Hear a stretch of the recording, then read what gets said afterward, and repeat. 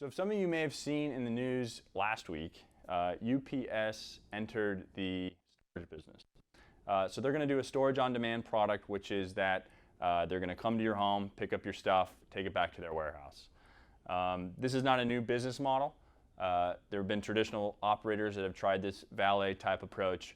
However, with UPS already being in the logistics business, the economics of them being able to make it work, I think are going to work a little bit differently. So this needs to be looked at a little bit more closely and monitored. But what we wanted to do today is just to show you from our perspective, using rough numbers, potentially why the valet business hasn't been as successful as some may have originally thought, and then introduce maybe why UPS is different. Okay, so thinking about the cost model of the traditional valet business. Using a standard 10 by 10, $150 a month rate, we're going to try and run through the cost structure to understand how these guys actually make money, right? So customer acquisition costs of $350. So going out to Google, getting that customer to come to your site and actually pay for your services. We're using a $350 number. That number can be all over the place, but for the purposes of this analysis, let's use $350. Pickup and delivery. So the cost with having the trucks and the men on the road, driving to the customer's house, picking up their stuff, putting it in the van, driving it back to the warehouse on both ends of it, that's a significant cost. And that's really a big portion of where this model runs into trouble, or has run into trouble historically. So for operating purposes, we just said, okay, let's say that it costs $300 for a traditional valet operator to put a truck on the road, bring the stuff back to the warehouse, and at the end of the customer's experience, $250 to bring it back to the customer. The storage cost of $70 is kind of what we're assuming the cost would be to have the goods in some warehouse out in, we're in New York City, so say New Jersey or Pennsylvania, for instance. So that's the cost that the valet guys have to pay every month in order to store the goods in their warehouse. So in month one, they get $150. Their total costs, if you think about the life cycle of the user, is $970. So $820 in the hole after month one. Obviously, this is not a 1 month product. But if you think about what is the break-even point for a traditional valet storage guy, how many months does it take until they actually start seeing profits? Because each month they're making a little bit of profit along the way. So how long does it take for this 820 to turn positive? Using these assumptions, it basically takes 12 months for this tenant to become a profitable customer for a valet operator.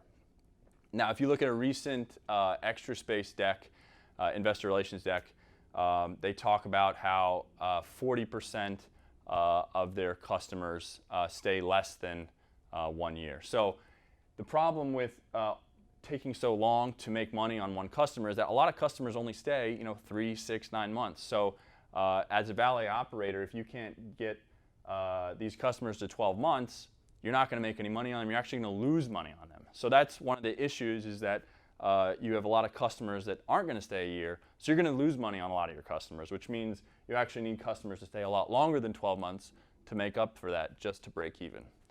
Okay, hopefully that wasn't too complicated. But here's why UPS entering this business could potentially change the structure of this financial model.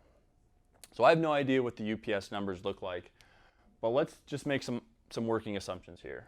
And if pickup costs go from $300 to $100 and delivery costs go from $250 to $100, both of those going down so much because they already have a bunch of warehouses sitting all over the country, and they already have drivers all around the country driving around as well. So they aren't a storage business that's trying to get into the logistics business. They are already a logistics business that have an operation running. So their costs for pickup and delivery are going to be a lot lower. The last piece of it is the $70 for a storage cost. Let's just bump that down to $20. Now again, I have no idea what UPS's actual numbers are, but I'm just saying they're going to be a lot lower than whatever the traditional valet model looks like today. So if we look at that, the change in pickup, delivery, and storage costs, the point here that's important to understand is instead of it taking 12 months for them to break even, then potentially they could change that number to 4 months, right? So instead of needing a customer to stay 12 months to make money on them, now they only need them to stay for 4 months. So obviously a lot of working assumptions here, but this is the really important part of why I'm hoping that people pay attention to this. I know that people are. Is that UPS is a logistics business that's decided to get into the storage business. All of the other valet operators have been storage operators that are trying to scale a logistics business, a very different operation. So a couple of the things that we can see from what UPS is doing is if you take the amount that they are charging or they're putting on their website today, it's actually many multiples if you convert it to a self-storage equivalent to what self-storage is charging. So the model doesn't really resemble self-storage yet, and they're only bins. But again, they're just beginning.